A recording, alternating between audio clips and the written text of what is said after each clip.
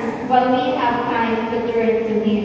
So, nagtaas sa pinangpanahon na diha ka naging sa tuwa na ato may ulit ato pa, we also need to repent kung sa akong mga shortcomings sa akong ginagawa. So, it was after the disciples had come into perfect unity, when they were no longer striving for the highest place, that the Spirit was poured out. So, kanya siya na quotation or galing passage from the Acts of the Apostle. It explains why and when the Holy Spirit was poured out upon the disciples.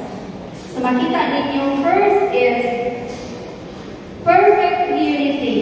So, during sa katong pag-ascend ni Jesus, ang mga disipulo is nag-spend sila time together in prayer. Then, they reflected sa nahitabo. Then, during this period, they set aside personal ambitions, pride, and competition. So, nawala ilang mga personal ambition, no? Ang ilang kanang garbo o competition sa usag-usa. They prayed together and they reflected sa kanang natungang kahitabo.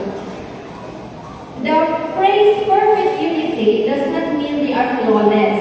So, sa pagpili sila makasasala, they are not flawless, but that they were united in heart, purpose, and mission. So, nagkalimutan sila mga kaisunan sa purpose o sa mission. And next is no longer striving for the highest place.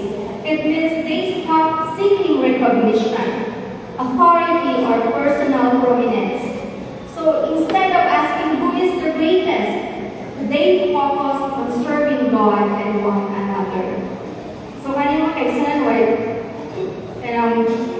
making this pag-prepare aning na slide is nakahuna ko na ang Holy Spirit is dili yun siya mo outpour or mapupuli sa mga we will be not being empowered by the Holy Spirit.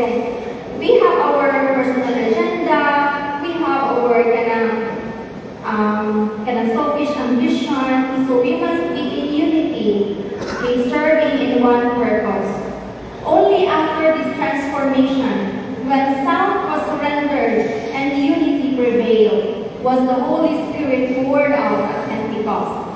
This shows that the Spirit works most powerfully when there is humility instead of pride, when there is unity instead of division, and when there is service instead of self-promotion. So, muna ako yung duman na kaisunan na the Holy Spirit will be poured out in our church when there is humility instead of pride, when there is unity instead of division, and when there is service instead of self-promotion. The next is to live ready. Live ready means to be spiritually prepared, living in harmony with God's will, and being ready for Christ's return at any time.